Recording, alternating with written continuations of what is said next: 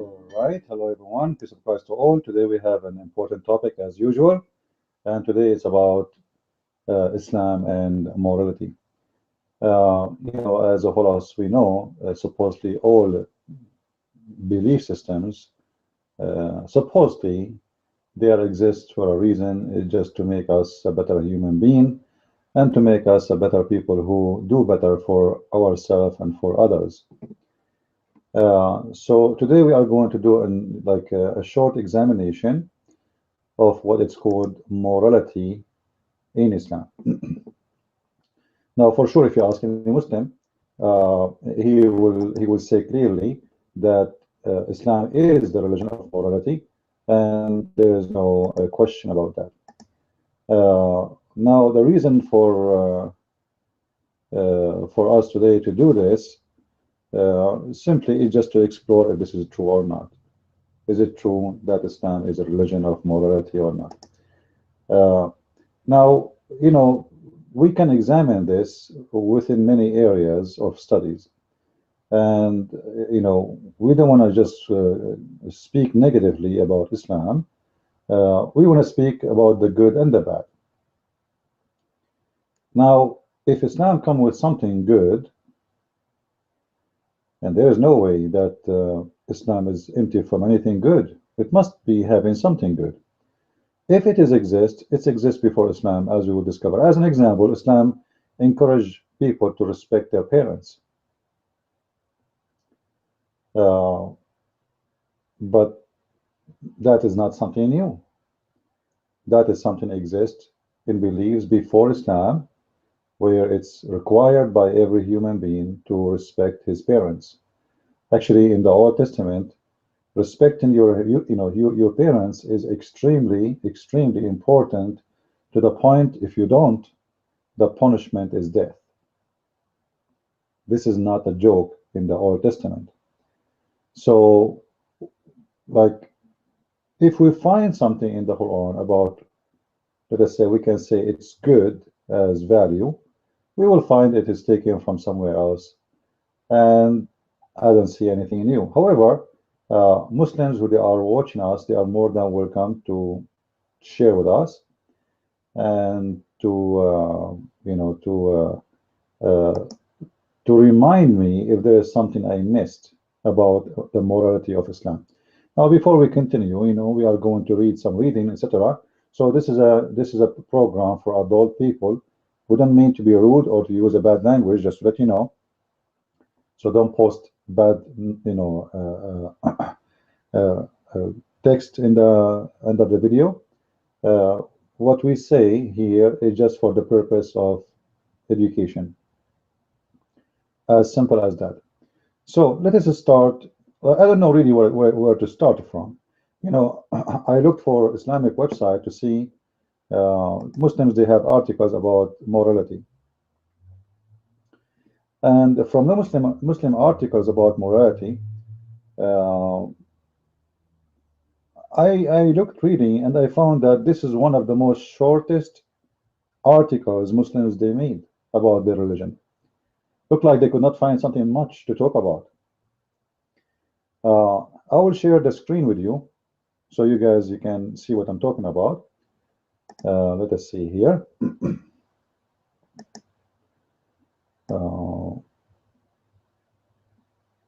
Let us share the screen. All right, this is a website. It's called Why Islam. Supposedly this is a website made for people to try to convert them into Islam. And this is an Australian Islamic website. The word morality comes from the Latin word moralitas, meaning manner, characters, and proper behavior. Okay, so they start giving us like a definition coming from the dictionary. Then Islam as a comprehensive way of life. So remember here, Islam is not a religion, it's a comprehensive way of life. All right? It composes a complete moral system that it is important aspect of its worldview. We live in the age where good and evil are often looked at as relatives concept. Islam, however, hold that moral positions are not relative, and instead define universal standard by which action may be deemed moral or immoral. Basic principle in Islamic morality. You know, I'm just showing you so nobody will say I am ignoring something about Islam. This is the Muslim presentation. This is not my presentation, so nobody can blame me saying, oh, you missed something about Islam. So if you read with me here, this is the whole article here, which is really short. All right, this is the whole article. It's not, if you print it, will not make 3 pages. It's about the morality, and I found there is nothing there, which is really weird. I mean, a religion which is supposedly the biggest morality, top morality, is Muslims speak about morality. You know, they are too much into morality, blah blah blah blah, long beard, the clothes, hijab, etc., etc. And then when you present to us a study about morality, this is what we get. That's it. Nothing. That's all the morality of Islam. 2 verses from the Quran. Chapter 2, verse 177, and chapter 7, verse number 33. And that's it. Now I'm going to go to chapter 2, verse 177 to see what, you know, because I don't really understand what this verse have to do with morality. All right, let us see. Now this is a translation in front of your eyes. For me, excuse me, I don't like to read any Quran in English translated by Muslims. Simply, I don't understand it. It doesn't make sense. You know, Quran, when you read it in Arabic, doesn't make sense. So imagine you read the translation. Lord have mercy. So Quran chapter 2, verse 177. We go here. Quran 2, 177.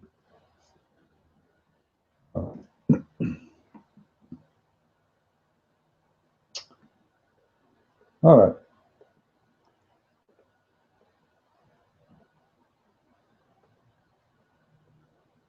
So supposedly, this is the morality of Islam. You can read any translation you want. Simply what this verse saying. The good is not to turn your face to east or west. The good is the one who believes in Allah and the last day, on the judgment day, and the angels and the books and the prophets, and give the money, you know, like give the money to who? Give the money to Muhammad, right? The one who sacrificed the money over his love. All right, to be good to those who they are relatives, and to the orphan, and the poor, and one is asking for help, and to pray and to pay the zakat, and the one who keep their promises, and those who they are patient in bad and good, etc. Now, you know what? I'm not going to do anything. I'm going just to take this verse as it is, and I'm going to examine every one of those things is required to be a moral person in Islam, to see if Muslims are really truthful and this verse fit with them. To make it simple for you, if this is what present morality in Islam in the whole Quran, all right, it is not you praying to a direction east or west. So why Muslims pray to a direction? Obviously, this have nothing to do with morality. It's not you praying in any way. Like in here, look, it is not turn your face forward the east or west. This is about prayer, by the way. This is about prayer. What do you mean turn your face to east or west? Like what does have to do with morality? All right. So he's saying it's not turning your face toward east or west, and at the same time later he says to do the prayer. So is a prayer required or not required? The same verse have a contradiction right away. Secondly, it is moral to believe in Allah and the last day and the angel and the books and the prophets. So what if I don't want to believe in Allah? I am not moral no more. What if I don't want to believe in his angels? What if I don't want to believe in his books? What if I don't believe in his prophets? That's it, I lost my morality. Which means Islam is really the judgment of morality in Islam is unjust and unfair, and it's a silly, you know, it's just you are assuming that anyone who don't believe in your book, he is immoral. Because the verse in front of you is a verse discriminating anyone who don't believe in Muhammad, he is not a moral person. Anyone who don't believe in the angels, or don't believe in Jibreel, don't believe in the Quran, don't believe in your prophet, he is right away thrown in the garbage. He is not moral. So the morality is to believe in this. And then he continue. The one who don't like money. I find that this is very funny, because it's Allah who made us love money.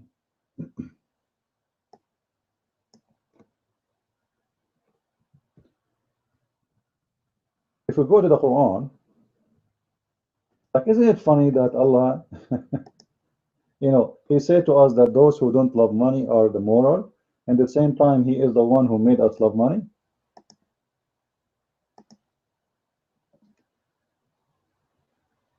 Lord have mercy. Chapter 3, verse number 14. Chapter 3, verse number 14. Who is talking here?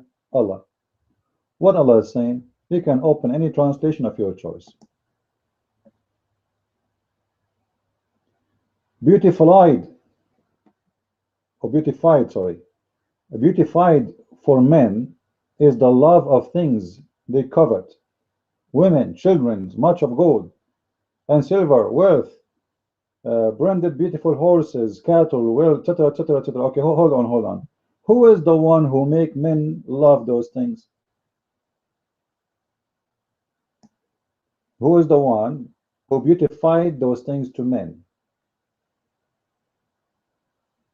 Any Muslim can tell me? It's Allah. If we go to the interpretation, I remember this is chapter 3, verse number 14. All right.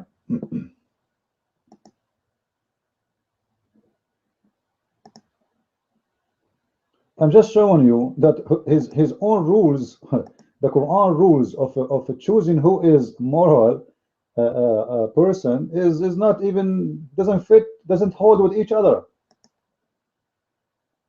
He's asking you, you should not love money, but at the same time he said to you, I'm the one who made you love money. Now in here they will say to you, look at this. Beautified for mankind love of lost, that which the self lost after the call for beautified by Satan or by God as test. It either happened by Satan or by God. What do you mean by Satan or by God? It says there clearly, it is happened to you by Allah. This is not, doesn't say by Satan.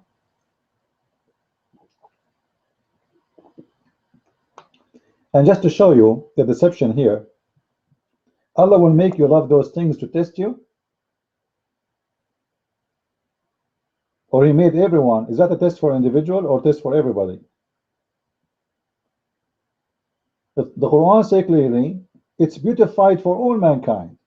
The nas, which means mankind, all right? All the people. To love lost. If you change the interpretation, this is Al-Jalalain. If we go to Ibn Abbas, let's see what Ibn Abbas says.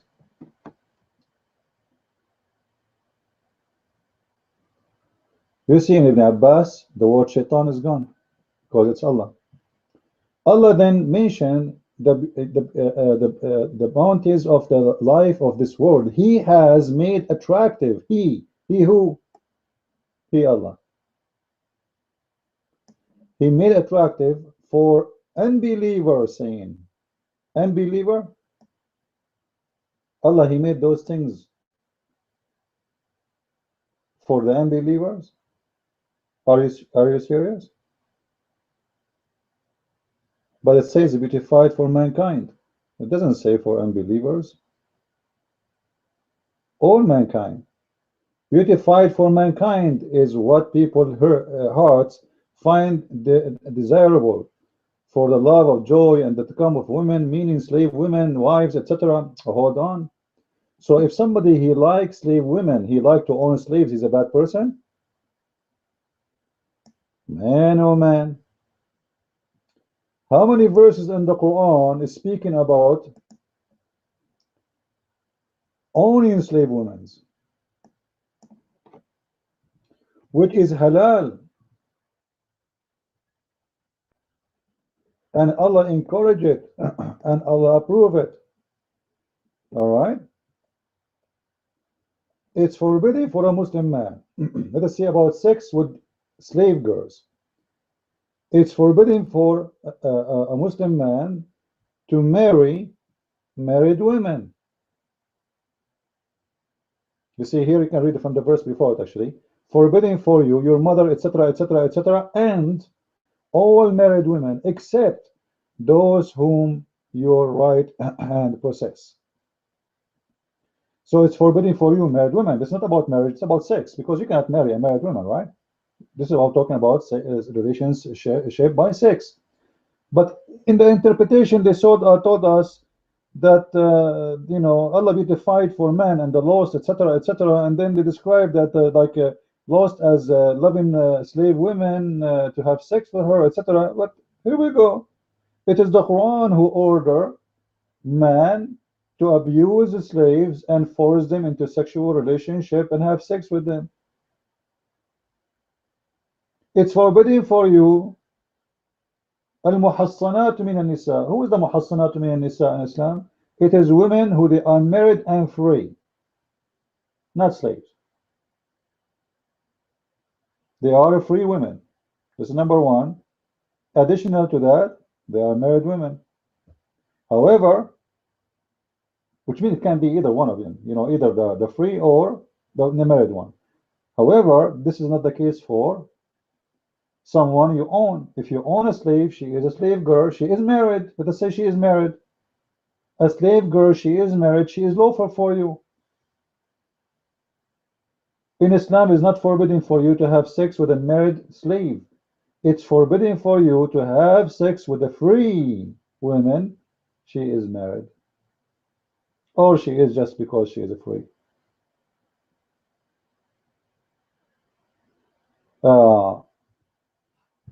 When the Muslims, they came to Muhammad and they said, some of the captive women we have, they are married to our friends. Imagine, they used to be friends in the same town. They said, we have the women, what we will do with them? Can we have sex with them? He said, yeah, sure, you can. And actually, this is what Muhammad he did. So when you say to me that morality is about coming from that verse, which we discover that all the business of Islam is loving money, and we will show you that Muhammad, he loved all those things. Allah, he beautified for people loving women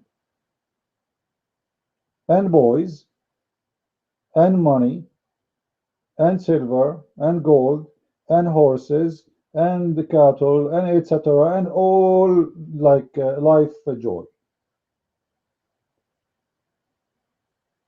It is Allah who did that. It's not the shaitan.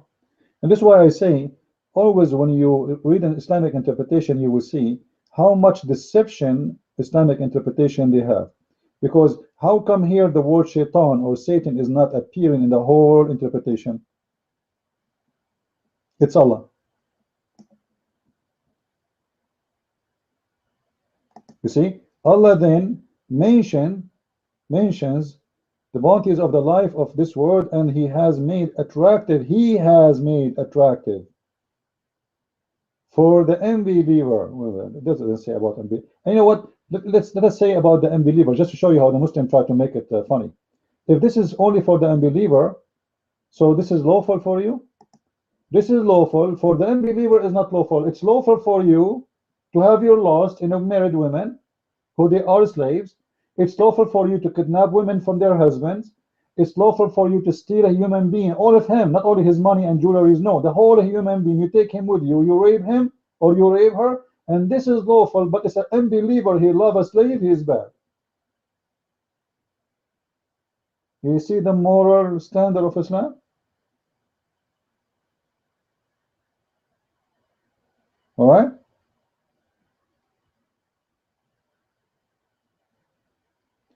Now in here, here, just to show you the false translation, Muslim, they say to you, Allah ordained you and lawful for you all women beside those provided that you seek them with your property, taking them in marriage.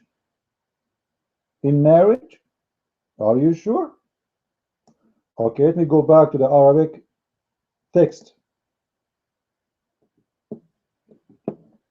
I will copy the whole words in Arabic as it is, and I will go to Google Translation, and I want to see, all right, where is the word marriage will appear. I want to see it, seriously. Look like my Arabic is getting weird, like I'm not I lost my my first language. It's not working no more. Google Translate. We know that Google is not that's good, but it doesn't, it did the job. This is the text as it is, copy paste in the front of your eyes. All right, so it's forbidden for you, it says chaste women, the word marriage does not appear. There's no marriage. Where is the marriage? Where is the marriage in the translation? The word marriage is coming in Arabic but doesn't appear there. Of course, simply it does not exist. Right? It's a lie. If you change the translation, let us see. We will take Yusuf Ali.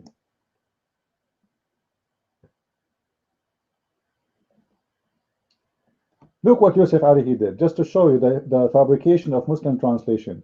Yusuf Ali put between two brackets the words in marriage. When an author or writer he put between two brackets, it means he is explaining. The fact this is not about marriage, this is about having sex.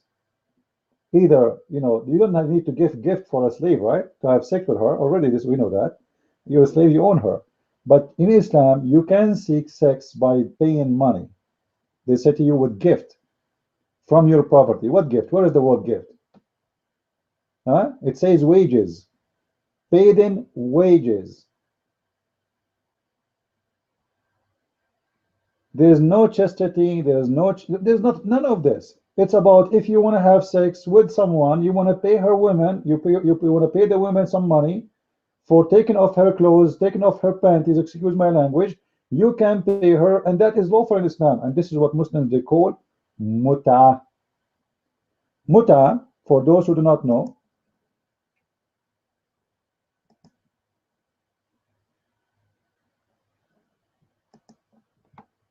is a practice Muhammad he came with, where a Muslim man he can pay any woman, not a slave. A slave he do not need to pay her. A slave he own her. So he was a slave, he owned the whole slave anyway. So you can offer any woman some money, and if she accept, simply to take off her clothes, and you can have sex with the woman in the pre-agreement time, which means you can tell her, you know what, I want to have sex with you for the coming 40 minutes.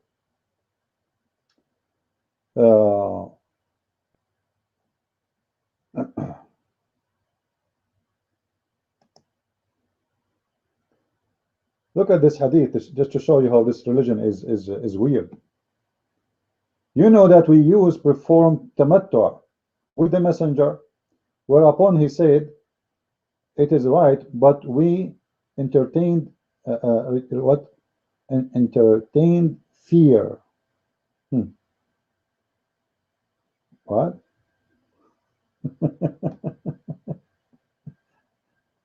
All right. Now some the Muslims, they say to you sometimes that this is about the Hajj, doing Hajj. Let me show you the muta about women. Let me show you in some hadith.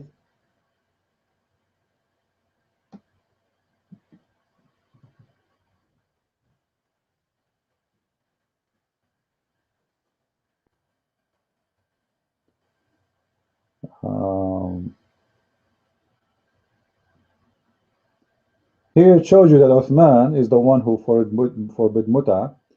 Anyway, let's see some hadith about it. All those, according to this hadith, all those they did muta, which means they offer women money for sex. And the first who forbid that, it was Muawiyah.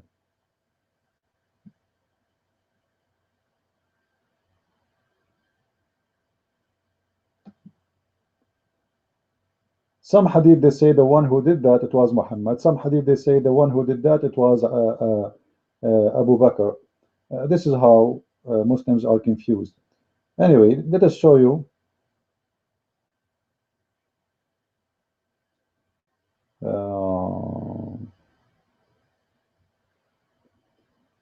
Where is?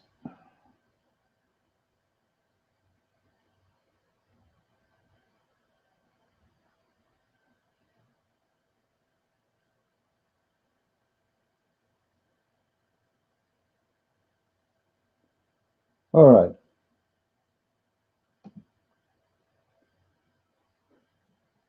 Look at this one. Allah apostle permitted his companions to contract temporary marriage. It doesn't say that in Arabic. What temporary marriage? Temporary marriage. I want to marry you temporarily. I want to marry you for the coming 5 hours. Temporary marriage, people of morality. Is that the morality? Promoting sexual relationship temporarily? You bring a woman to your bed and you pay her money to take off her panties, and that is morality in Islam? And the one who allowed this is the Prophet himself?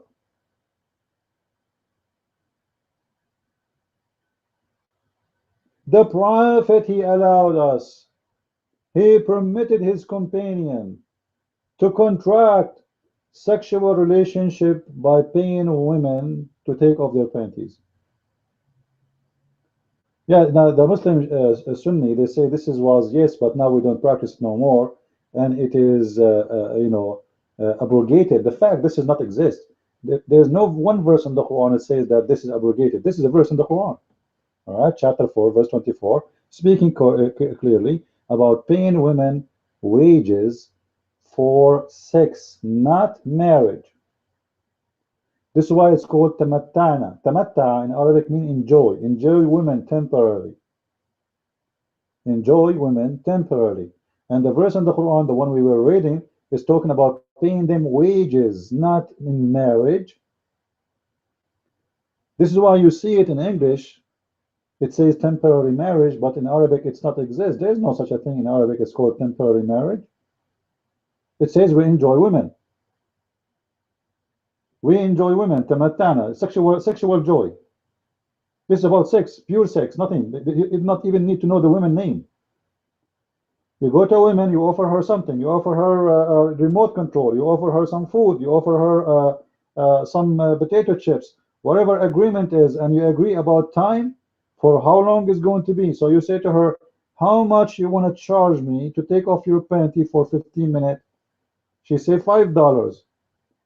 If you agree and she agree, she is yours for $5. So if the mullahs walk by and they found you having sex with her, this is not adultery in Islam, for he is doing mut'ah. Yet the Muslims, they speak about morality. By the way, if you have a question, if you are a Muslim or etc., you can click at the video and be part of the conversation if you want to say something to me. Maybe you don't agree. I want to see some Muslims don't agree, right?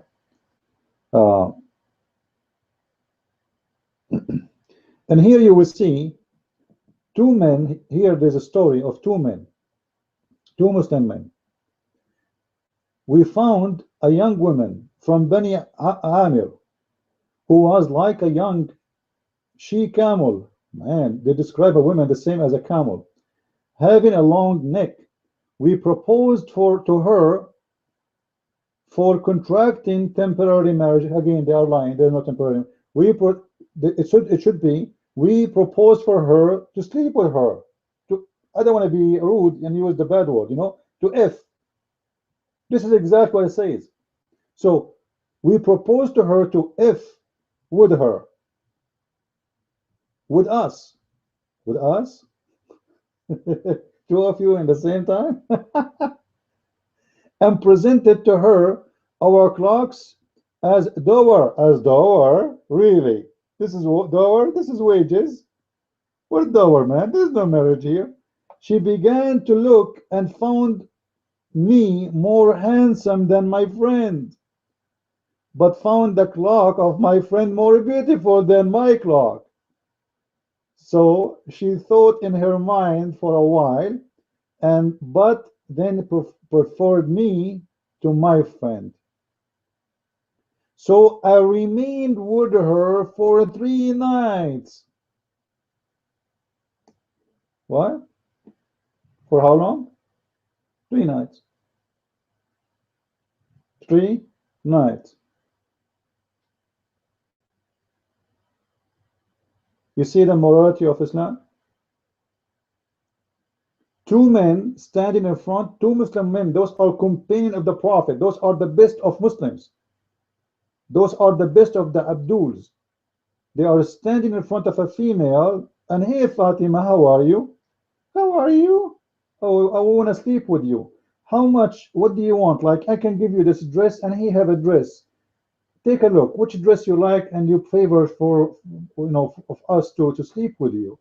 I'm not sure really. Let me see your dress. Okay, and the second guy, she looked at his dress and she looked at them who is more handsome, and then she preferred one guy over the other guy, and she had sex with him for 3 nights.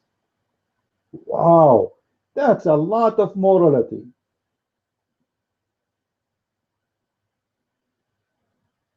We have to admit that Muhammad is a man of morality. Like, you cannot beat that.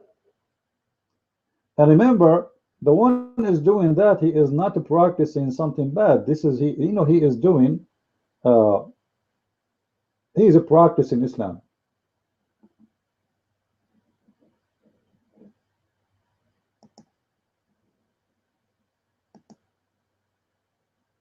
He is practicing Islam perfectly.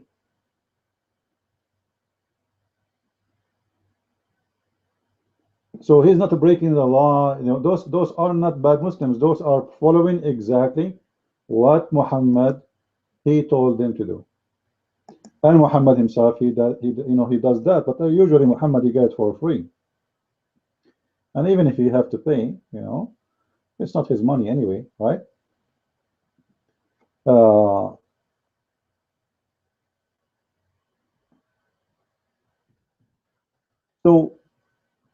when a Muslim, he made a speech about Islam is encouraging you to be nice, even to the orphan. Like, how we can be nice to the orphan? Anyone knows? Orphan, how we can be nice to them? If you read that verse, the one they choose for us, this one, all right, it's about being nice to the orphan.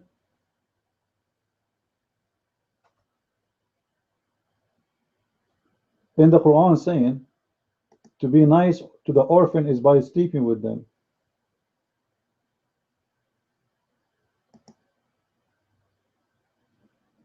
By what? By sleeping with them. Chapter 4, verse number 3. Let us see what chapter 4, verse number 3 is saying. Just to show you how stupid this religion is.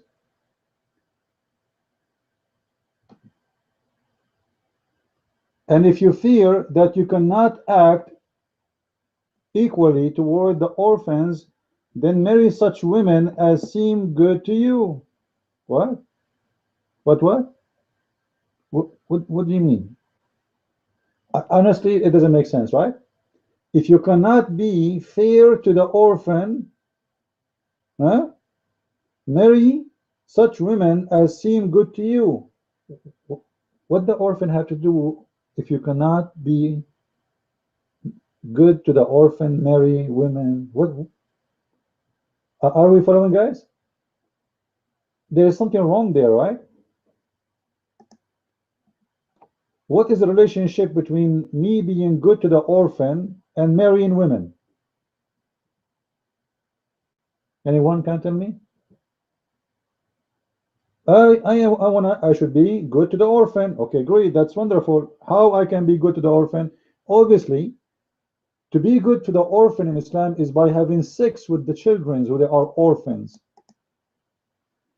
You marry children who they are orphans, because you know the word orphan, it doesn't go for someone as an adult. As an example, Muhammad himself was an orphan one day, for he had his parents, they pass away. At that time he's an orphan, but when he's a man, he's not. You don't say the word orphans for someone is 20 years old. You say the word orphans for someone is a child. So Islam saying, if you want to be good to the orphans, marry them. So in Islam, morality is, I cannot feed you orphans unless I have sex with you. So I go to the orphan house and I choose a child. She is 5, 6 years old, and I marry her and excuse I want to be good to her. But you know what? This is not morality. This is immoral, and this is very ugly and disgusting. If you Muslims are good, you should donate to those orphans and feed them and take them to school and take care of them without having sex with them.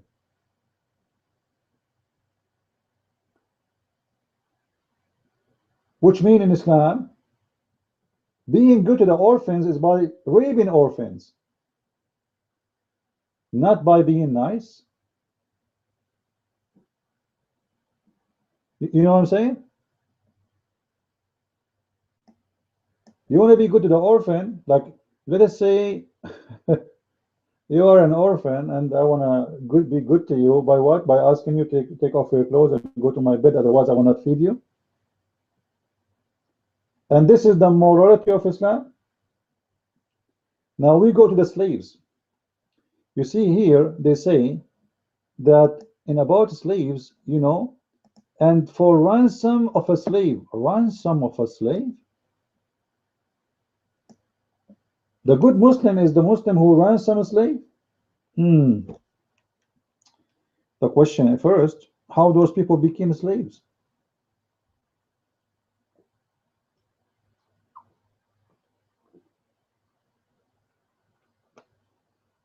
How Muslims own a slave?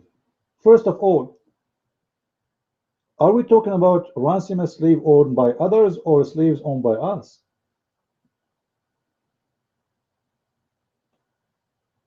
You know, there's a very famous slave. His name is Bilal al-Habashi, which means Bilal the Ethiopian. Muhammad died and still Bilal a slave. After Muhammad's death, Bilal, he went to Abu Bakr and he told him, if you bought me for the sake of Allah, uh,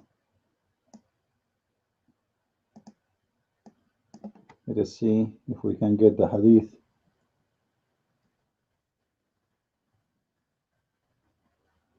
Here we go. How come Muhammad did not ransom the most famous Muslim? They keep speaking about Bilal, brother, Bilal, brother. Do you know that the first one who called for the prayer in Islam is Bilal, brother? Do you know that the Prophet, he promised Bilal to go to heaven, brother? Do you know, blah, blah, blah, blah. Okay, free him. When he died, he go to heaven, no problem. The first one who called for a prayer is Bilal. Why? Because he's a slave. He ordered him to call for the prayer. It's a hard job. At that time, there's no microphone. The poor slave, he go in the top of the roof and say, Allahu Akbar, and the rest are sleeping. So Bilal, he went to Abu Bakr after the death of Muhammad, and he said to him, if you have bought me for yourself, then keep me for yourself. But if you have bought me for Allah's sake, then leave me for Allah's sake, Allah work. This guy, he gave up. He served all his life with Muhammad time. And they keep promising him to be free. If you convert to Islam, you will go to heaven, etc. Bilal, and Bilal is going to die, and yet he did not have his freedom yet. So the best of you is the one who ransom a slave, but the Prophet, he don't ransom his slaves.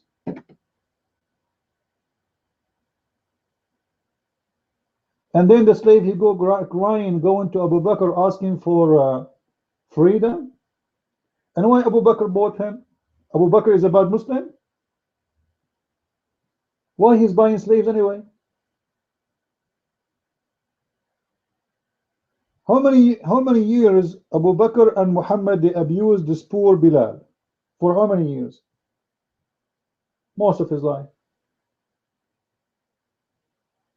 And yet you say to me, the best of you is the one who ransom as a slave? And in the Quran, you encourage people to buy slaves?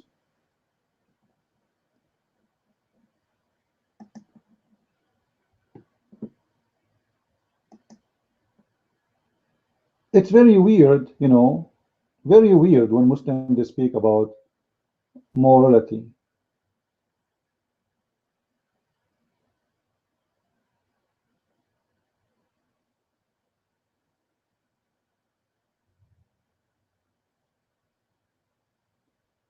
What about Muhammad? We can talk about slaves, by the way. Muhammad, like before we change the topic, Muhammad, he, like, there's a guy, he free his slave. He free his slave. Not only one, actually, more than one slave. All his slaves. So he promised that if when he die, he will let them go. So when they freed us, when he died, those slaves became free. Before his death, he said, he told them, you are free, go. He's dying. The children of this man, they came to Muhammad and they complained. So Muhammad, he made them slaves again.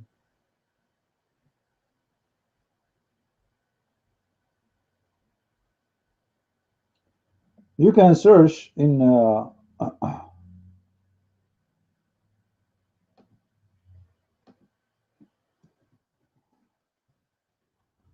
let me see if I can find the hadith.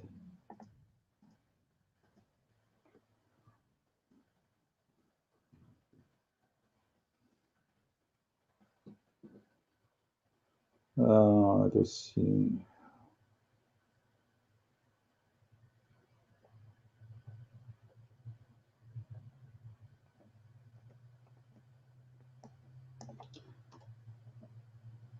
Those websites, the bad thing about them, their search engine is really bad.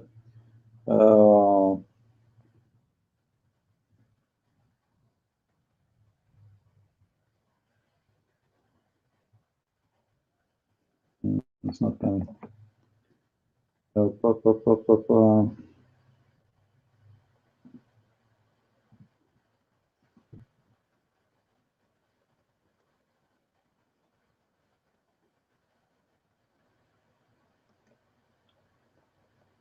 Anyway, I'll try to find it.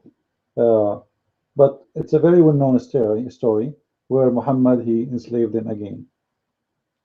And there is a story of a blind man who killed a slave girl, you know. Let me see where we can find it.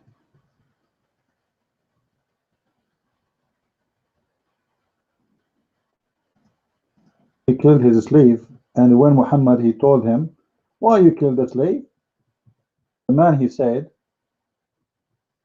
well, she keep insulting you. All right. Let us see where.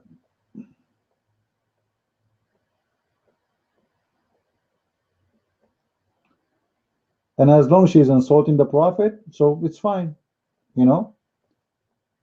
Kill her. Here we go. This is the hadith. Ibn Abbas narrated, a blind man had a pregnant slave. She is what? She is a pregnant. Just take a note. She is what? This is a slave. Not only she's a slave, she's a pregnant. Her master is having sex with her, raping her. Who used to abuse the messenger. So what the slave do? Unbelievable. The slave used to abuse the messenger. Imagine a poor tiny slave is abusing the king who had one of the biggest armies in the Arabian Peninsula. Man, how disgusting this slave is. You see what's happening, brother, here? You see how bad this slave? So this slave, her crime is, she don't like Muhammad. She don't believe in him. The blind man forbid her, but she did not stop. One night she began to slander the Prophet. So he took an ox and placed it in her belly. Ooh, morality, morality. Oh, in a terror movie, ISIS. A pregnant woman, she slandered the Prophet. What the morality of Islam do? We bring an ox and we put it in her belly. And then justice is coming. Just wait. Muhammad, he will not let that go. Pressed it and killed her. The messenger of Allah was told about it. And thereupon he said, O people, be witness that there is no diya, which means there is no punishment, is to be paid for her blood. Wow. Ooh, the morality. You see? There's no, you see the morality here, so beautiful.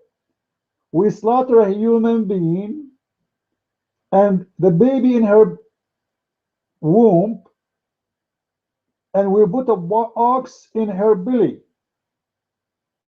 and we kill her. And the Prophet, because his morality is amazing,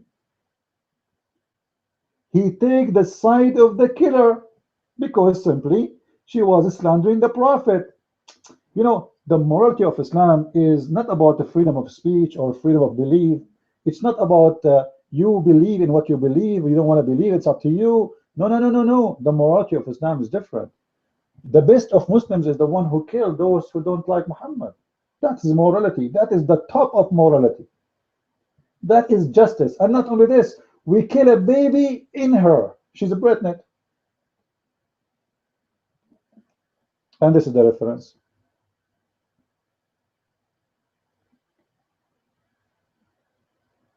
Right?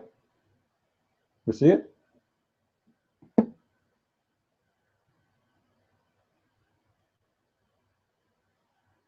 So, you know, when Muslims, they speak about morality and make an article about it, I don't know how, like, do you really Muslims have any kind of honor? I mean, seriously.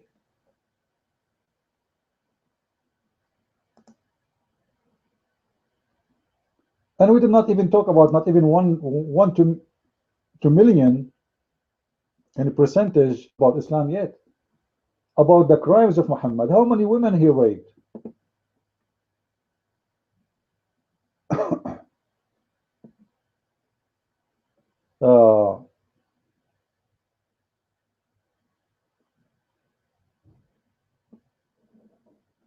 me see if I can find.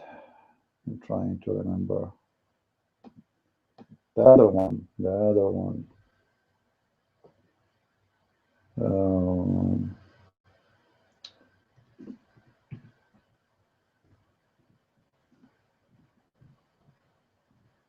oh, I'm typing in English. All right.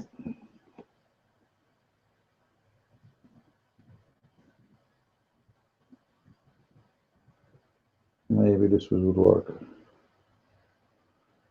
Okay. There we go. This is other actually this is a different one, but it's okay. Ransoming. There's many of them actually, but we will take this one. The Prophet came to know one of the companions he had given promise of freeing his slave after his death. But as he had no other property than that slave, the Prophet sold that slave for 800 dirham.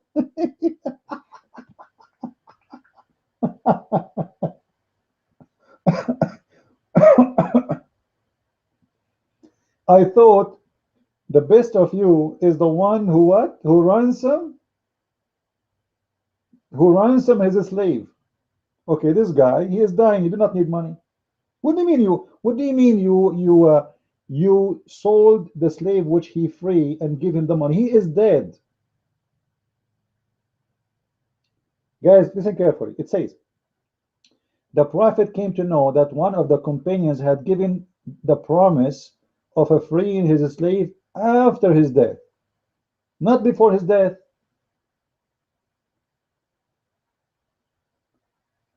So he did not need money. But as he had no other property than that slave, the Prophet sold that slave for 800 dirhams and sent him the price to him.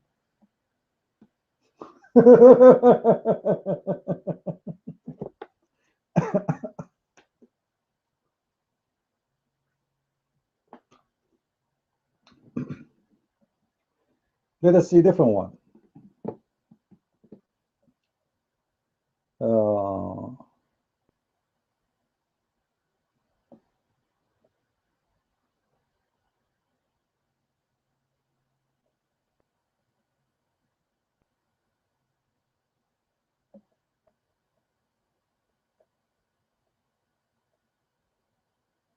This is another one. A man among the Ansar stated his slave to be set free after he died. He was in need and he owed a debt. The Messenger of Allah sold him, the slave, for 800 dirham and gave the money to him and said, pay off your debt and spend on your dependents. Oh, justice. You see the justice? Man. So paying the debt is more important for Muhammad from freeing a human being. What about Muhammad giving from his pocket the money of the slave and say, go and pay your debt? Huh? And free your slave. The King Muhammad, who have 20% of the booty and the spoils and the slaves of every attack, of every theft, he cannot free one person? Free the man. Give the money to the man. Charity.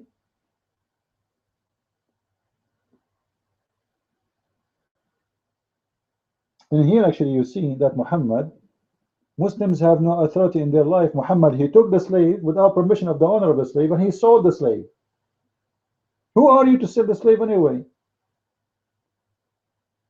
So who dare to say no? Who dare? Who want to say to Muhammad, you cannot do that, this is my slave? Right?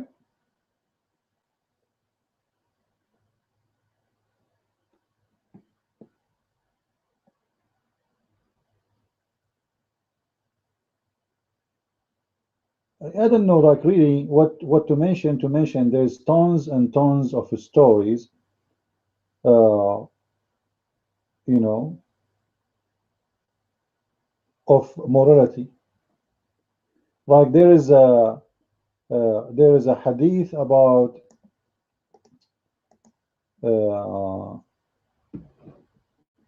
killing the childrens of the infidels. You know, the Muslims, they say to you, the Prophet said, don't kill childrens. Islam forbid killing childrens. Well, this is actually proven to be false even in the Quran. If you go to chapter 18, verse number 74. And we can show that to you, but that will make the video longer. All right.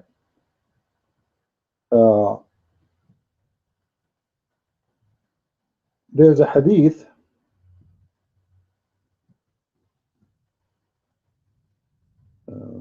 let us see.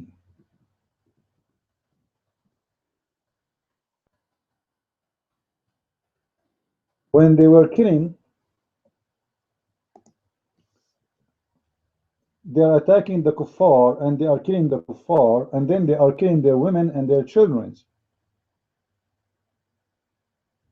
And they said to the Prophet, well, you know what, we are killing their children and their women. The Prophet, he said, so what? They are from them.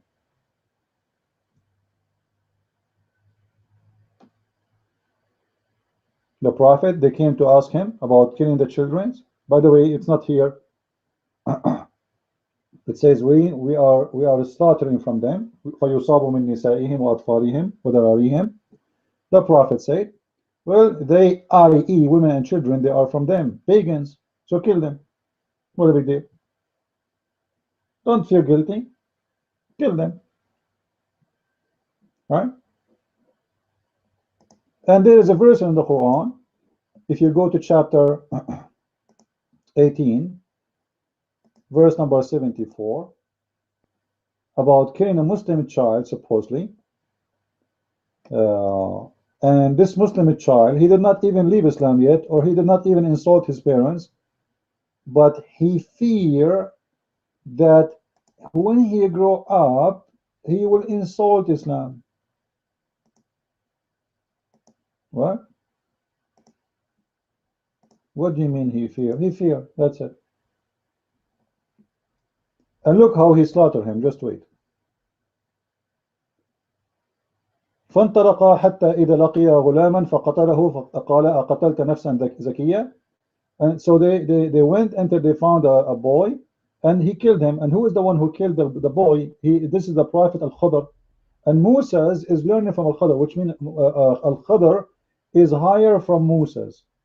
I don't know what happened to Aaron at this time. Like Aaron was on vacation. Moses is going in a training trip to be a prophet. You know, you have to go in a camp training. You go around the world as a prophet with Al-Khadr, and then he train you, and then you graduate, and then you get certificate, and then you became a prophet.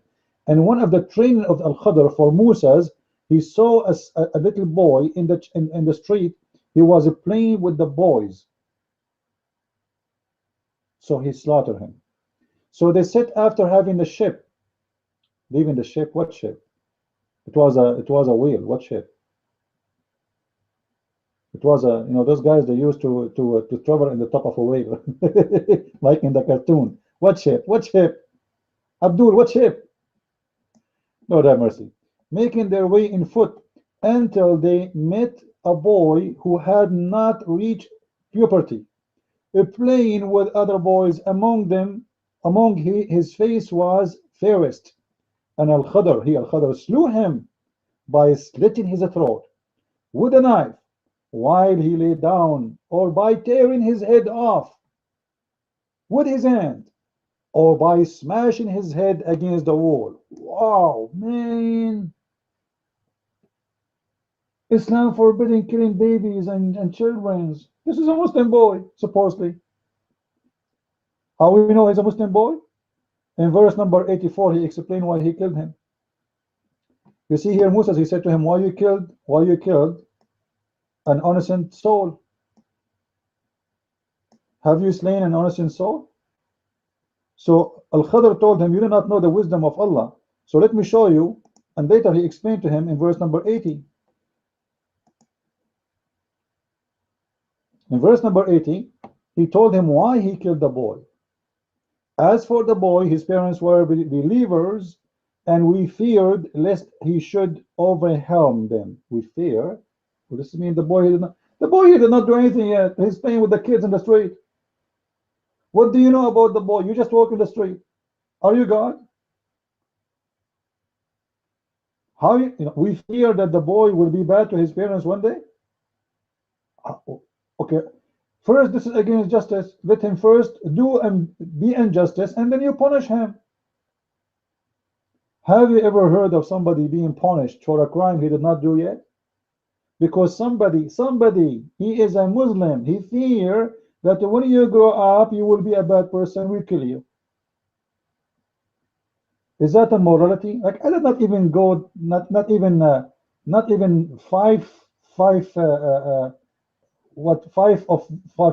million% of Islam. We did not mention anything yet. The stories of Islam and immorality is endless because Islam is immoral religion.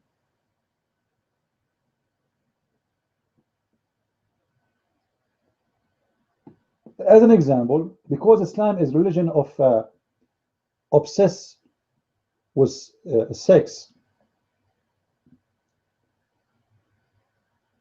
Muhammad, he even forbid women to be living with their children in the same place. He separate between them.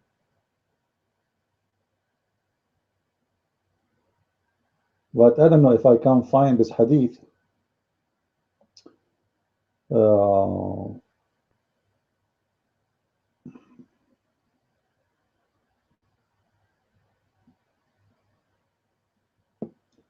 Let me first try to find one about attacking people who they are just getting their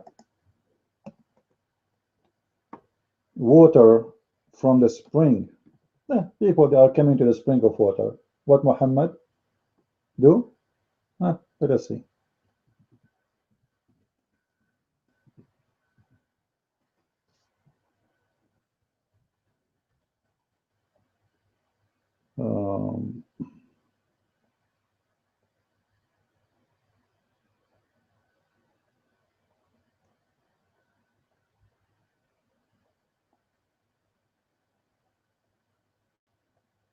You see, this website is not really good. You have to find, and the numbers they are not accurate with the Arabic one, so I cannot find by the number 2. You have to get like a unique verse in Arabic in the Hadith, so you can find it.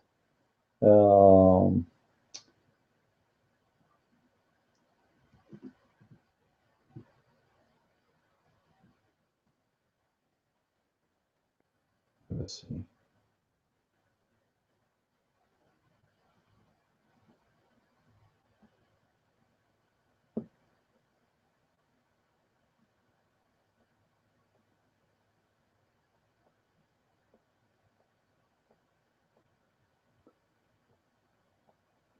This one here is about a guy. He was saying why he was saved from being slaughtered by Muslims. They ask him to take off his clothes, and they saw that he have no hair around his private part, and that's why he was not killed. They take him as a slave.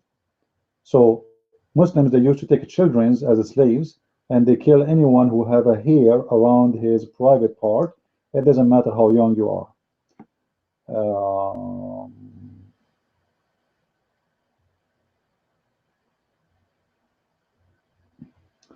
Okay, look at this story here.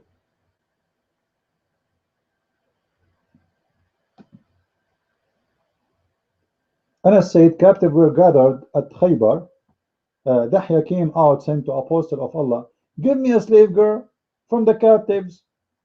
The Prophet said, okay, go and take one.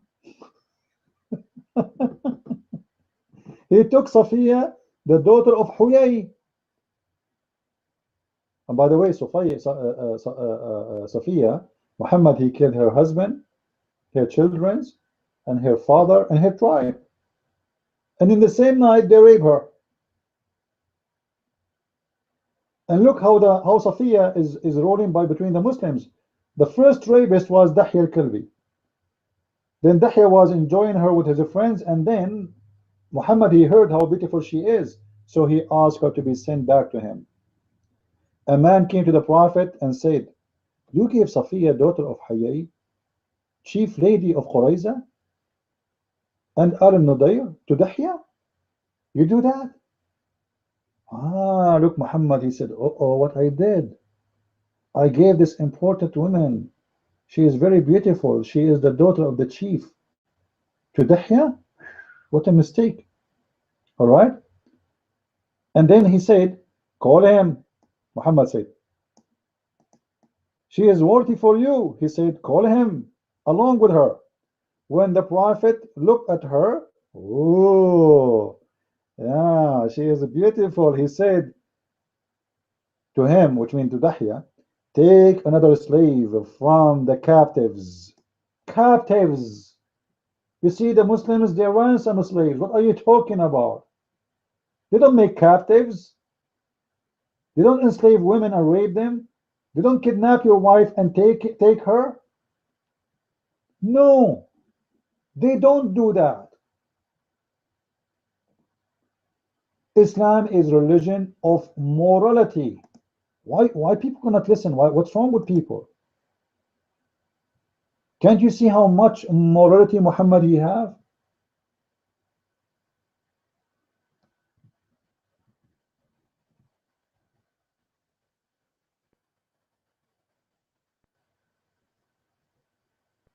This is a lot of morality, and you know, actually, this is too much of morality. You people cannot even handle.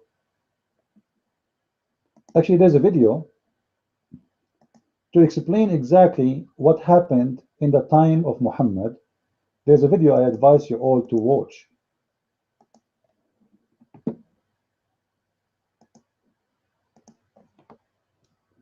This is real now. And maybe you will understand what happened. Those are the Muslims. This is a real video. This is not a movie. This is not Hollywood. All right? Those are the Muslims. They captured those people, and now they are going to take the females from their families.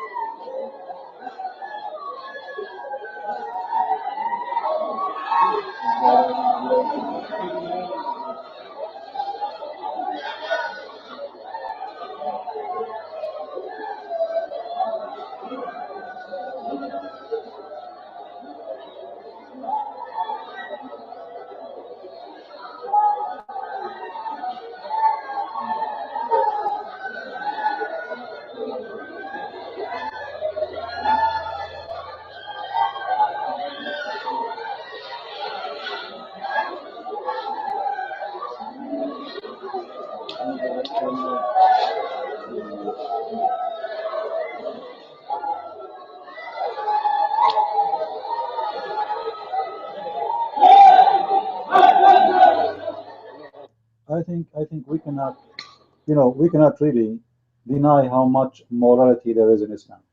And this is in the year 2016, not in the year 1000 year ago or 1400 years ago. So those who they are misleaded, those who the naive one who think really Islam is a good religion, Islam is the most disgusting, filthy religion you can imagine. Not to forget to mention that even the Quran speaks about spreading hate. Islam is religion not only based on war and filth, but on hate.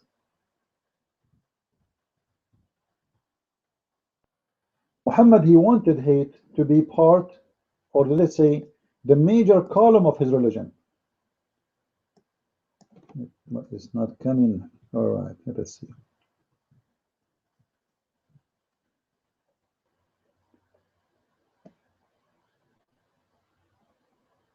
Chapter 5, verse 14, for those who do not know. You can read any translation you want.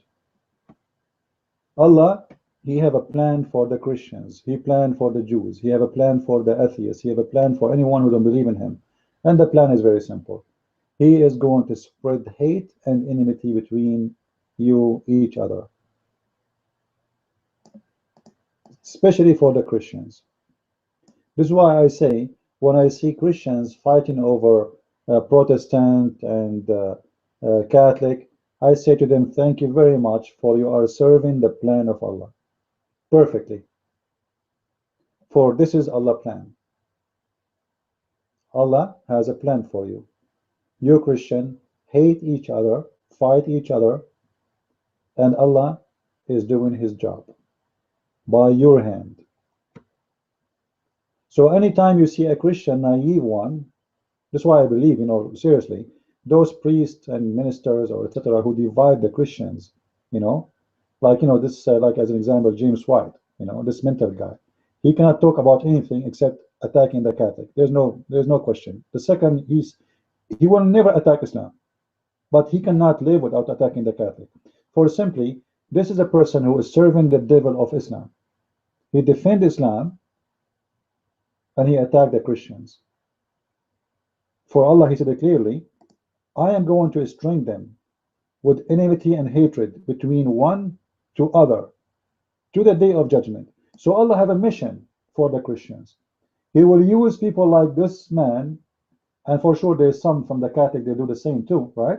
Just to be fair, from both sides, whoever is evil, He will use them to divide you and to make you fight each other and put hatred. And remember, we as a Christian, we should love even our enemy. So how a Christian, he hate his own brother in Christ? That is not what Christianity is about, right? A Christian, he have hate, he's not following Jesus. But the target of Allah is to make Christians hate each other, curse each other, condemn each other, even go for war against each other.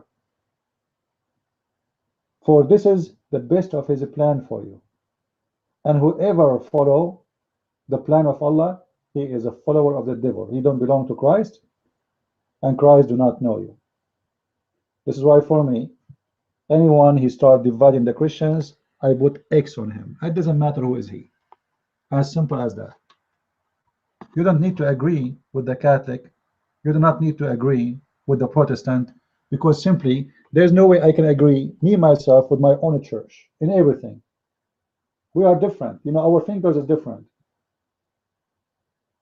You marry a woman, you live with her maybe most of your life, and there's no way you agree about anything. I mean, everything you agree about, this will be actually even a boring life. So this agreement is fine.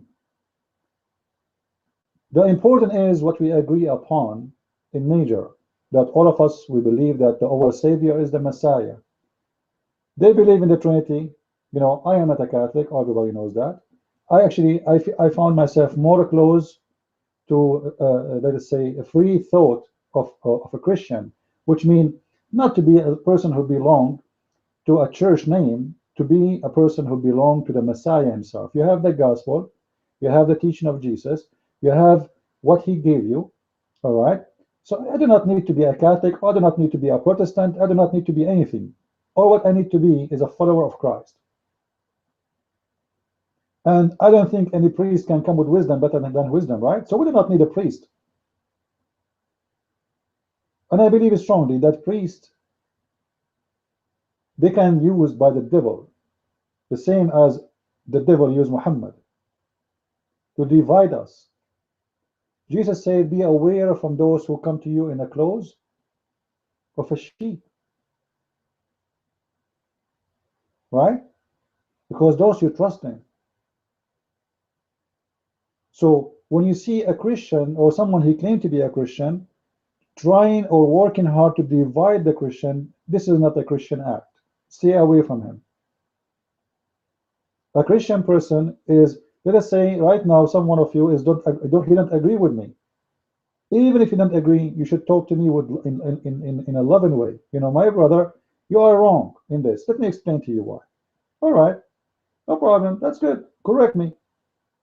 Like sometime, you know, one of you, he correct me in saying things in English because, you know, English is not my first language. So sometimes I pronounce things not in the correct way. So one of you, he correct me. Is that a problem for me? No, actually, I'm very thankful. Thank you.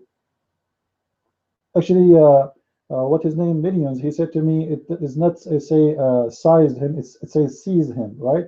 Thank you for correcting me when I was reading it. So uh, correcting someone should be based on love and appreciation, you know, and you are doing the act of a Christ, not because you hate him. Muslims, they act toward others, they think that they are God and you are filthy, they are clean and you are pig, they are the moral and you are the immoral, and they are the good and you are the bad. You are the najis, which means the trash, the sewage, and they are the worthy for Allah, because that's what Allah told them. And like as an example, many people do not know. Like, you know, I saw once uh, a stupid actor, what his name, Russell, whatever his name, I forgot his name, about no-go zone. And everybody start making fun about whoever said that there's no go zone in England, right? Right? Or in France, sorry. But I can show you no go zone in a second. This is part of Islam. In the Quran it exists, and you can go right now. Uh,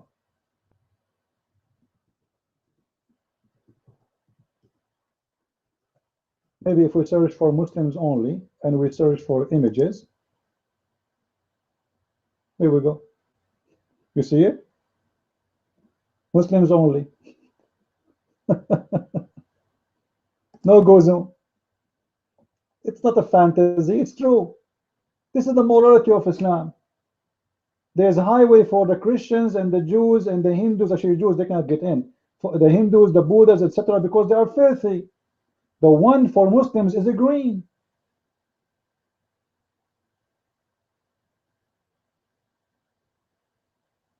The one for non-Muslims is red. You see it? For non-Muslim, blood. Blood. For the Muslims, it's a green. Peace. You are in the blood zone. They can slaughter you anytime. This is morality. You see, even Muslims, when they seek refugee, they don't go to Islamic countries. They go to the infidels countries because they know that Muslims are not people of morality. They spend billions of dollars to build mosques, but they will not feed a hungry person because Islam seeking power to control, to conquer, not seeking poor people. This is why you see Muslims, they invest a lot of money in Europe, but not in Africa. Because who care for those poor Muslims or the poor Africans?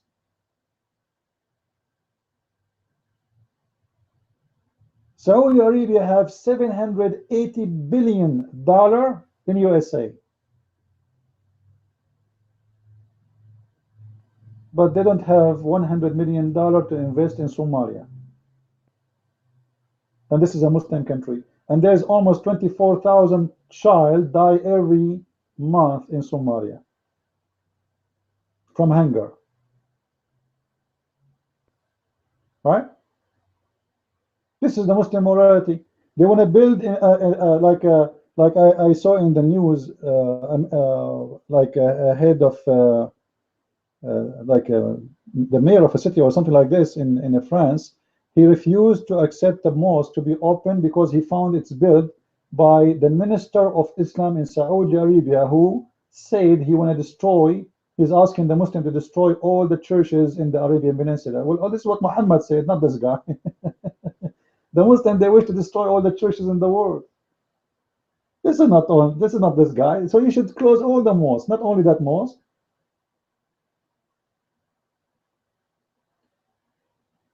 So we need really to be informed more. This is not a religion of morality. And by the way, if you don't believe me that this is in the Quran, no go zone is in the Quran. All right, let me show it to you.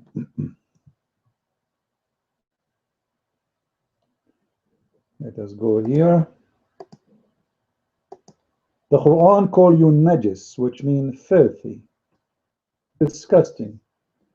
Chapter 9, verse 28. يا أيها الذين آمنوا إنما المشركون نجس فلا يقربوا المسجد الحرام بعد عامهم هذا. Oh, who you believe, the mushrikeen, it means those who worship God beside Allah, or even they don't worship Allah at all. Those are filthy. Like here they say to you unclean. It says filthy, like sewage, you know, najis, very ugly, dirty word. So don't let them allow to get from the sacred mosque. And this is not only the sacred mosque, is, you know, the whole city of Medina and Mecca. You cannot enter those cities. And then actually Muhammad, he said, Christians and non-Christian, actually, according to Muhammad, Christians should not be allowed in the Arabian Peninsula totally, all Arabian Peninsula, not only in just Medina and Mecca. He said, should not be to religion in the Arabian Peninsula.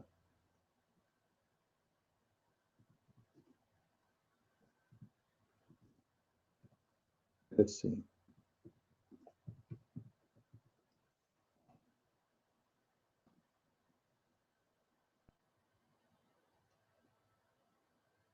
Malik said, etc., etc., etc., etc. Okay. So the Prophet, he said, two deens shall not coexist in the Arabian Peninsula. Therefore, expelled the Jews from Khaybar. This is the morality. You expel their people from their land because you believe that those are not from my belief, not from my religion. So we have the right to expel them, cleanse them from the earth. Yes, this is the morality of Islam. And the naive ones don't want to listen. Now, please, guys, those who watch my videos, I'm not like I'm making most of my videos unlisted because, you know, there is risk always to lose our channels by keeping them listed. So what you do, please download my videos and load them again in your own channel. This way we spread them all over and we lower the risk. All right. Now, especially those who they can find a little reason here or there to flag the video, but I'm keeping those who they cannot play games with it. Actually, all my videos, there's no reason for them to be taken down, but you never know. So right away, when we make a broadcast, please download the video, post it in your YouTube, and even if your account is small, in case you do not know, you can trim them. Okay, there's many softwares for free. You can trim the video and make it like this one, make it series, and make it as a playlist, part 1, part 2, part 3, you know. So you can cut them if you don't have a big account, because some account allowed you, as you know, for long videos to be posted, some they don't. All right, so download the videos, and this way you help us post the videos in your blogs. You can make the blogs in WordPress for free. There's many ways to do things. All right, so help us, please, so we can help others more and more. And don't forget again to mention to your friends my books so they can read them. We have The Deception of Allah. For some reason, I don't know why people they buying The Deception of Allah a lot more than Quran and Science. You know, Quran and Science actually it's a treasure of reference. The reason for that, because you see the Deception of Allah is the introduction to go deeper and deeper, and Quran and Science supposedly is part 2 of the Deception of Allah. So you can say like you are in the middle of the ocean with Quran and Science.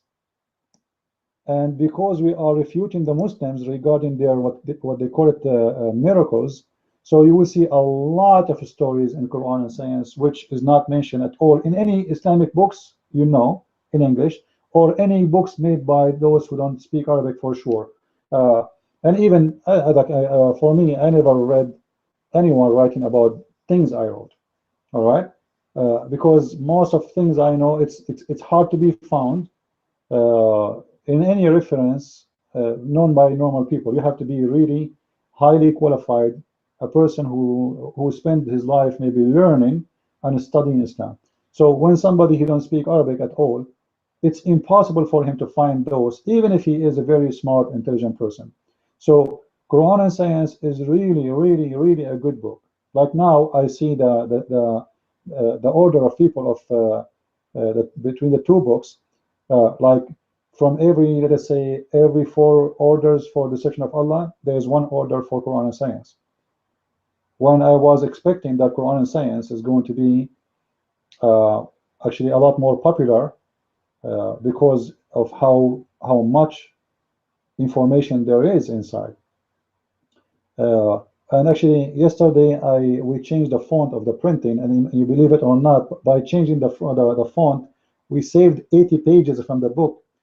The book is still the same, but just to change the font, you know, save 80 80 pages, because I'm trying to lower the price. You know, they charge you for the printing, they charge you for everything, they charge you for fees, blah blah blah. So the more paper you have, the more hard it's going to be for buying the book, printing the book, shipping the book. All right.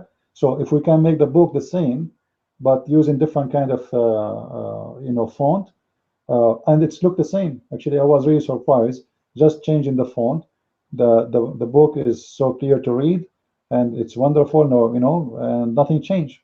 It looked like some font they spread, they take more space, even though it's the same size. Like you make it 11, both are 11, so it's the same for the eyes. But somehow, by changing font, you save or you waste a lot of space. Quran and Science is really very, very beautiful book, and I don't know if you saw even James White talking about, he heard about me actually, James White, how he heard about me. Because brother Sam Shamoun, he make articles studying my books, especially the section of Allah and Quran and Science, and specifically Quran and Science.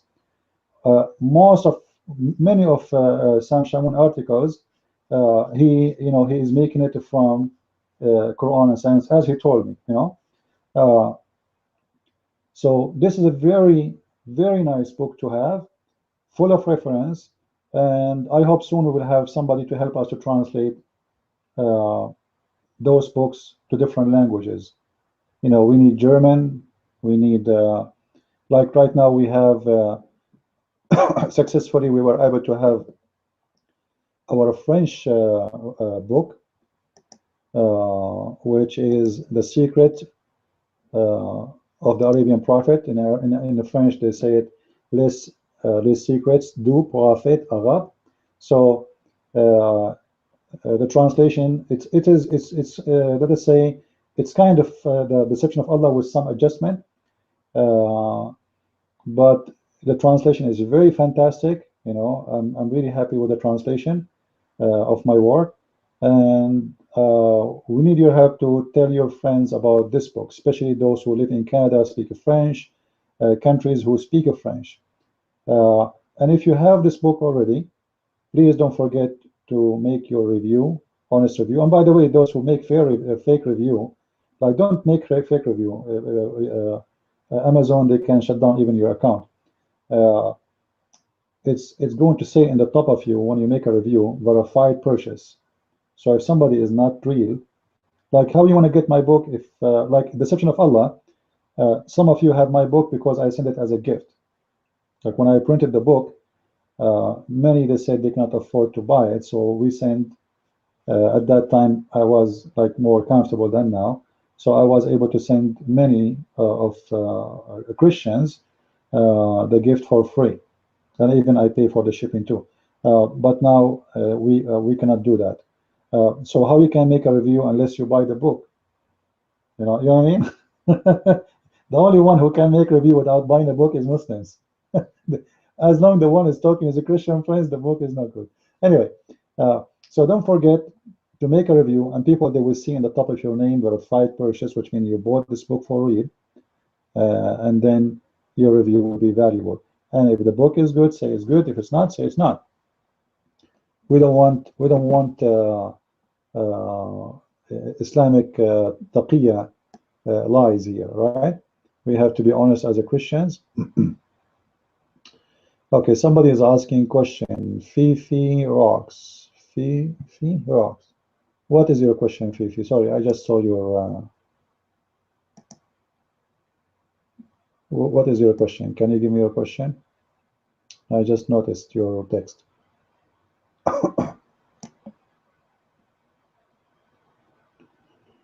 I know that you are working in Quran translation, but I know where you can buy into different Arabic Quran, and I was wondering if you could review them to see differences in them. What do you mean Arabic Quran? I'm not sure. What do you mean? Arabic translation, you mean? Oh, you mean the books which is different, the reading, Hafs and etc. Yeah, but those are not too much popular, and that is going to be a different study. Actually, this will be a big study because yes, the Quran. Many people, they think the Quran is one book, but what we do today, we are just Muslims, they are printing. Actually, this is something new, by the way. The Quran is mostly printed today is because of the money of Saudi Arabia. Saudi Arabia adopt this book, this printing, and now it's more popular. But before there was many print. Like in Tunisia is different print, in Morocco is different print, in Afghanistan is different print. But because Saudi Arabia became very filthy rich, so they start sending books for free around the world, printed by them, and this is the copy they have. Okay, let's see the question. We will see if we can work in that, but this is not easy. There's many things to do, and one guy to do it. Where is Fifi question? I lost you. Divine prostitution. Prostitution? Well, prostitution simply is somebody offering sexual service for money. It can be a male or female. If you get paid for sex, you are a prostitute. All right? If you have sex without money, that is adultery. And as I say, this can be for male and female. As an example, if you go to my book, The Deception of Allah, you will see that Muhammad, father, according to Islamic reference, he was a gigolo. The sister of Waraqa ibn Nawfal, she offered him 100 camel to sleep with him. So Muhammad father, according to the Islamic source, not my own, he used to get paid for sex. Otherwise, how a woman, and why she offer him? And I'm sure the story have some exaggeration. Like a woman, she's offering him 100 camel to sleep with him. Like what? What is unique about him? 100 camel, not today, not at that time, can make you really filthy rich. So imagine in the time of Muhammad, Muhammad father, he was offered from one woman alone 100 camels. So if Muhammad he sleep with 2 women a day, that's mean 200 camel a day. That's really astonishing story. But I believe strongly that this story have some exaggeration in the numbers of how much she offer him, but for sure, based on the Islamic reference, Muhammad father used to get paid for sex. And the Muslims, they speak about it as something good, like they are proud about it. They don't see a problem in this, that Muhammad father is getting paid for sex. So anyone get paid for sex is prostitute. It's a male or a female. All right.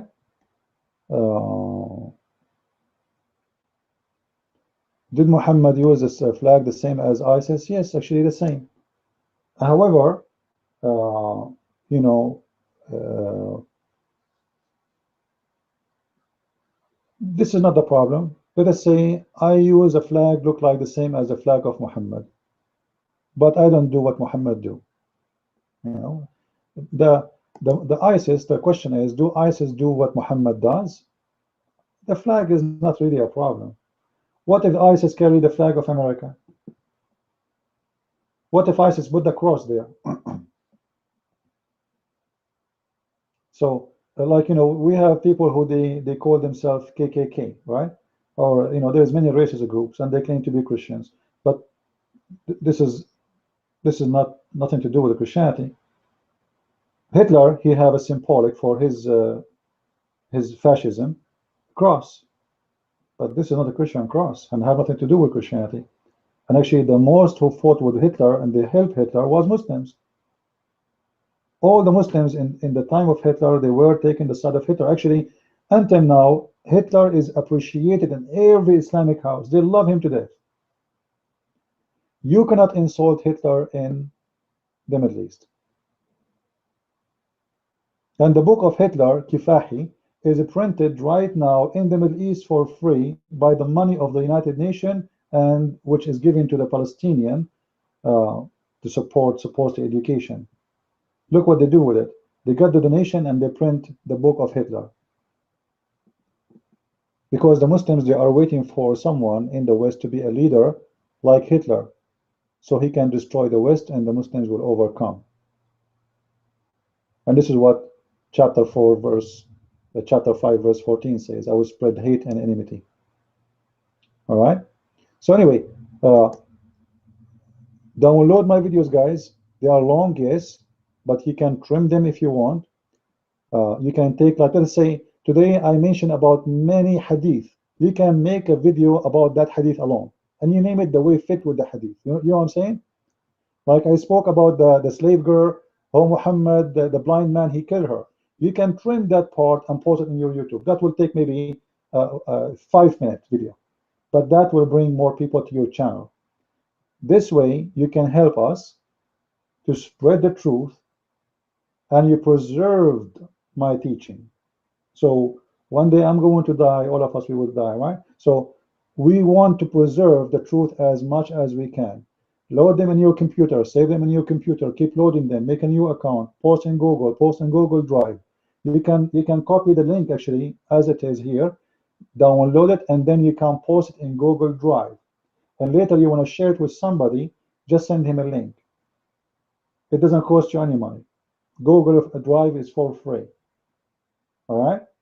There's many ways to help us, and there's many ways to do good. And the best of us who do good for the Lord by doing good to others. For the Lord, he do not need our good. All right? So you never know. Somebody watch your video, you save him, he was a Muslim, he leave Islam, or somebody who was thinking to convert to Islam had decided after he's seeing it that this is a very filthy, disgusting religion. So you get the blessing, even though you are not the one who did the work, you are not the one who is talking, you are not the one who is teaching, but you did help. You are the one who posted the video in your channel. So you get the blessing of the Lord for doing that. All right? And the Lord, he said, for free you took, for free you give. And this is why I'm giving my time for free. Totally for free. Like, we generate some income from books, but I wish we do not need to sell the books to make income. But sadly, nobody sponsored and help us in our mission. We have many dreams to do. I have a dream to build a center to teach missionaries, Christians about Islam, how to debate Muslims, how to debate scholars. I have many dreams, but sadly, there's nobody is helping. However, we have a few of you is helping us in donation, and I'm very thankful for those who they are doing this. And if you like to help us too, you can go to this website and feel free to help. You can give $1 a donation a month, not $100, not $200, not $1,000. Like, consider yourself inviting us for a coffee once a year in a coffee shop if we deserve it. For some reason, nobody is signing no more to donate, and I don't like to talk about it, but as long as we mention this, so let it be. You can assign yourself to donate for me once a month, and you can make it $1 if you want, which means $12 a year. I don't think this will break your budget, right? So the important is how many people support and how many people care, and the important that you do your best to help. Like we have 50, I'm not sure really how many people right now we have there supporting in donation, maybe 54 people, but we should have thousands of people helping, because we can really do a lot with the help. You know, if you go in the donation, this website, you will see two kids, they want to go on a trip around the world. Trip around the world. Two teenage, all right? And they got a donation of $35,000. And it's very weird that we are doing what we are doing, risking our life, and still nobody help. So two kids want to go around the world. Kids, they are like 14 years old. People donate to them. In our case, nobody help. So we appreciate those who like to help. And however, if you don't, it's up to you. I'm not going to like, you know, people, they have reasons to do or not to do. And by the way, in this website, you can make a user nickname, which means me myself, I will not even know who is the one who donated. I will not know your name. When you enter the card, the Visa or MasterCard, this goes to the company directly. I don't see it. All right. From my side, I see only a username, and you can call yourself in the username whatever you want. You can call yourself Christian Prince. You can call yourself George Bush. You can call yourself whatever you want, because some people, they don't like to show who they are, and actually I appreciate those who don't care about showing who they are. You know, because the Lord, He said, if you give with the right hand, don't let the other hand know. Do we have any question? Any question?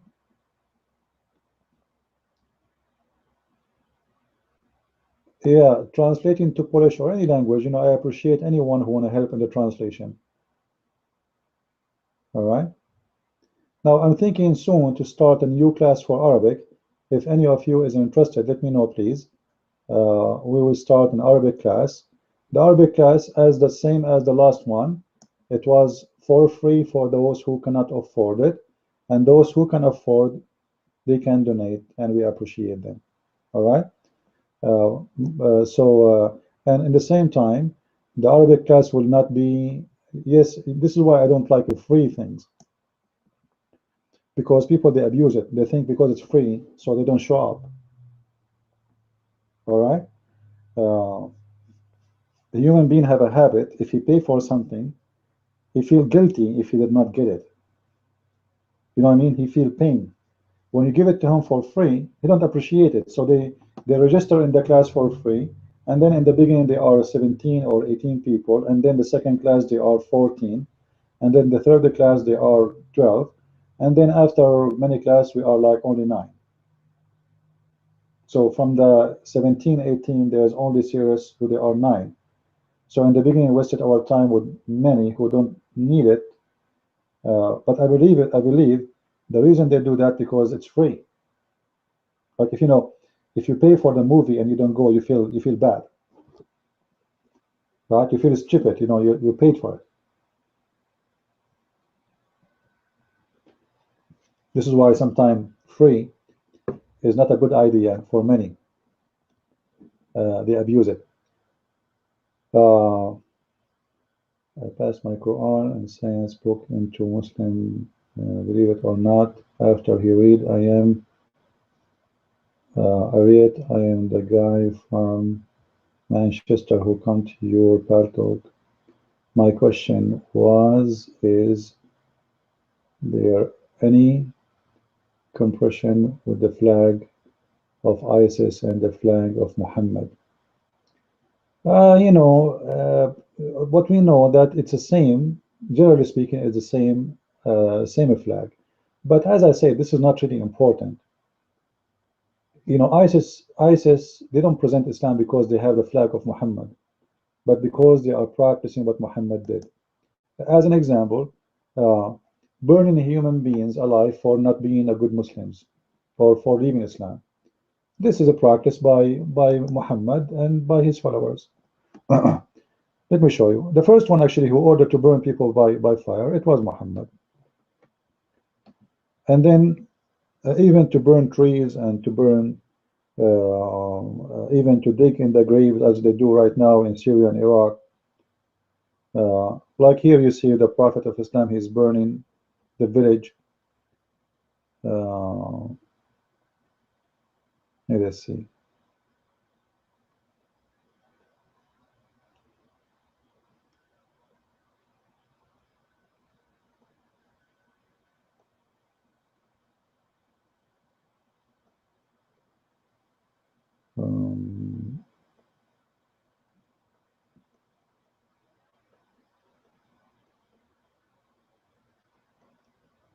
All this is about burning, all right?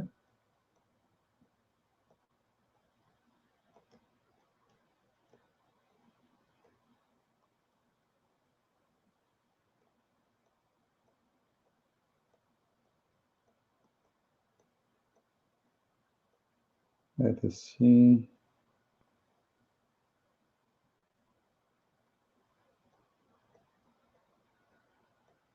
All of it is about burning. Yeah, here, this is a hadith about Ali burning people alive. People who they are apostate. Ali burned some people. It's okay. Let me show you the hadith on the screen. Sorry, I thought the screen is showing. All right, I did not notice that. Let us see.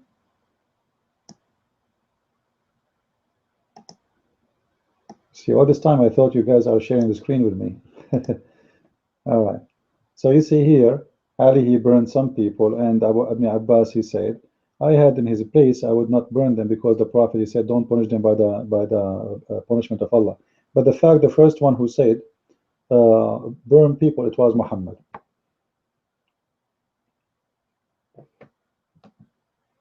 He said, go and burn, etc., person.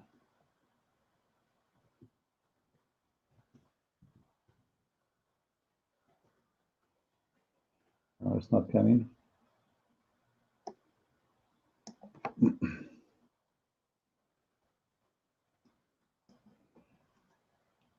Weird.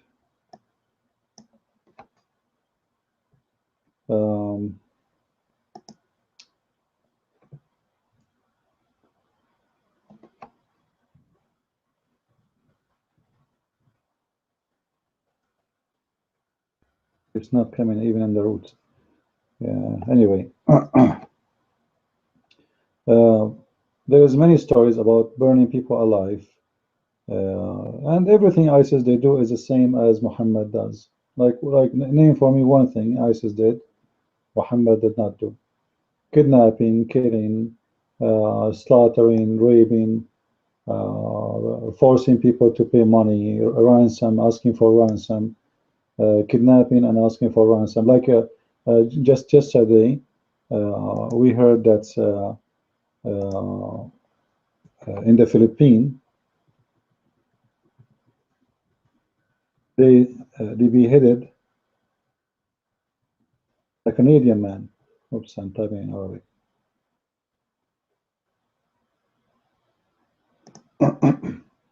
Right? They kidnap him and they ask for a ransom of $6 million or something like this, and they want the money. If you don't pay us, we will kill you. That is the morality of Islam. All right? This guy, the poor guy, is a tourist. And this is showing us how coward Muslims are. Like, they are not attacking military. They are not attacking, they kidnap women, children, and ask for ransom. That is Islam. Just today, actually, I heard the news of a Coptic Christian in England. They found his body burned alive, and they took him to the hospital before but he died in the front door of the hospital, and most likely, I'm assuming, it was done by Muslims. We will see, because the way the crime is done sounds like an Islamic crime. All right. So this is what Islam is about. You know, that is Islam. ISIS are very nice people compared to Muhammad. I cannot really compare between how nice ISIS compared to Muhammad. ISIS a lot nicer. We cannot really compare.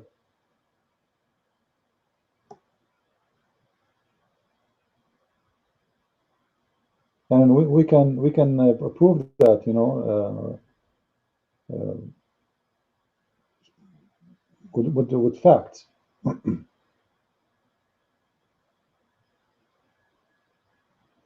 I don't know why you are concentrating too much in the flag, Fifi. Did Muhammad flag the same as ISIS? Yes, it's the same. I answered you already. Now, some people agree, some people don't agree, but who care about the flag? That's why I'm saying to you, I don't really care for the flag. But you keep repeating the same question. I don't care if the flag of Muhammad, it was exactly the same. Let us say there was some differences. That will not change anything. What is important for us is the value of Muhammad and the value of those who hold the flag.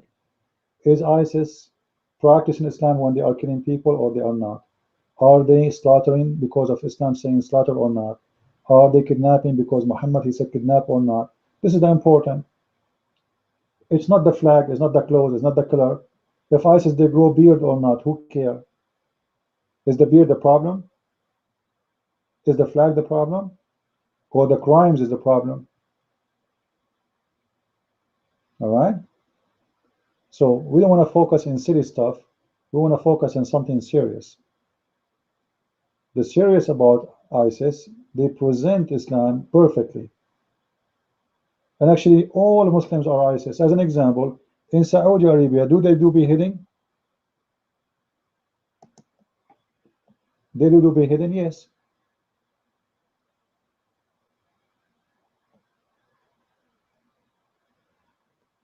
Search right now for Saudi Arabia.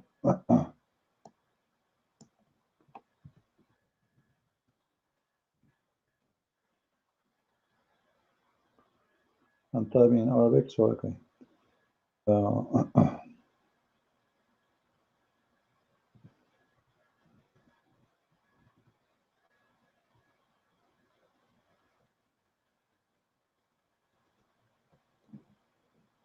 Here we go. There's tons of videos in front of you. I'm not going to play them. All of it is about beheading. This is in the public, in front of thousands of people watching in Saudi Arabia today.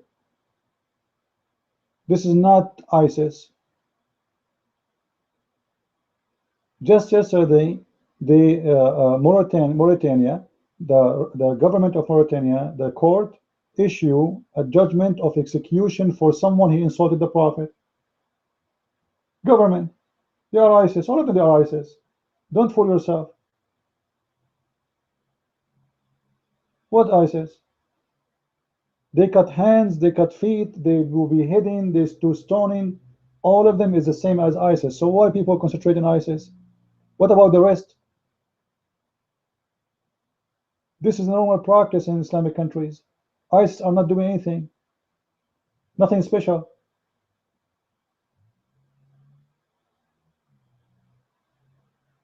And I'm very serious about that. Name for me one thing ISIS they are practicing the Saudi are not doing.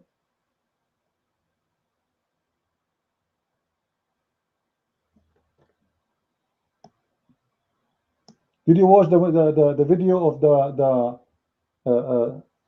the Prince of Emirat going over the guy with his car because supposedly he stole from him $5,000?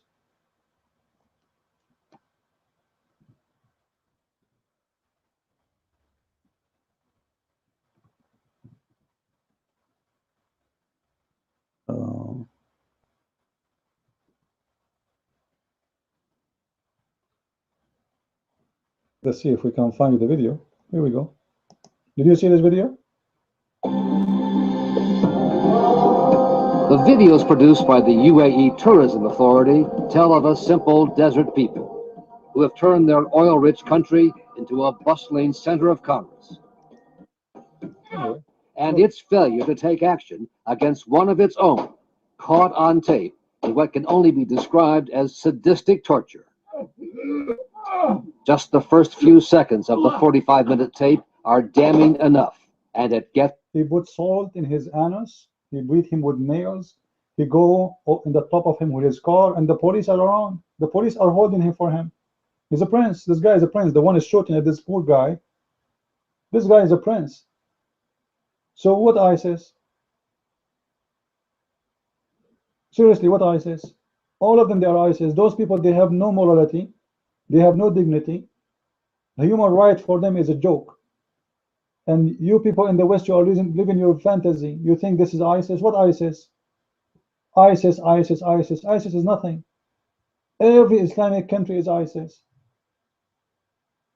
In Afghanistan, in Pakistan, they burn Christians alive. What ISIS? In Yemen,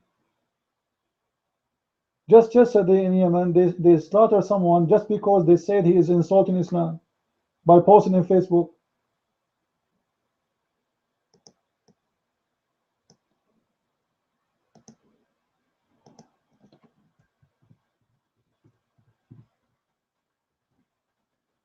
Don't fool yourself with ISIS.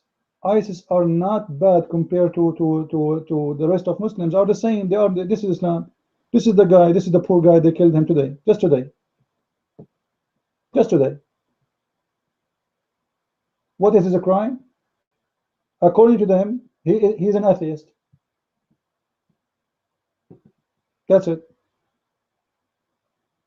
It says here, mysterious about the killing of an active person under the accusation of being an atheist and apostate.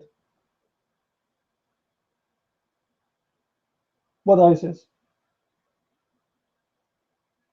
This is Islam, my friend. ISIS is not a problem. So don't fool yourself. ISIS is just a normal Islamic practice. All right? Yeah, but don't focus in those things, Fifi. Focus on something important. The important is what ISIS do, is the practice of Islam. Who care about the flag? Let us say they put Mickey Mouse in the flag. But they are practicing the Quran and practicing the Hadith of Muhammad. The flag is not a problem. All right? Yeah. So this is why I'm saying it's not important. Or if you want to argue with a Muslim, if you want to debate with a Muslim, focus on something real, something important, not the flag. The flag have no value.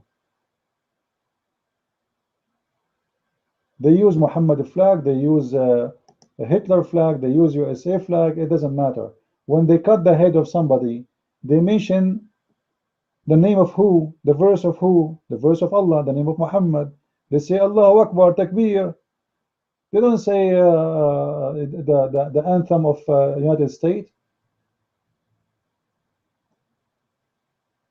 Right? And when they say takbir, they are killing in the name of Allah. Are they practicing based on Allah teaching or not? This is the important. The rest is not important at all. Anyway, with this I say, guys, thank you very much for being with us today. I hope we have a good time together. And if you have any request for me about something you think it's serious topic to talk about, please feel free. You can contact me, as we said, in my address here. You can send me a private message and I will be happy to answer you if it is really worth to make a video about it. If not, then I will answer you by text and I will show you. Maybe I made a video about it already, because I have a lot of videos all over YouTube. And again, feel free to download my videos. And with this I say, God bless you. Christ is Lord. Islam is bankrupt and has no morality whatsoever. See you soon. Bye-bye.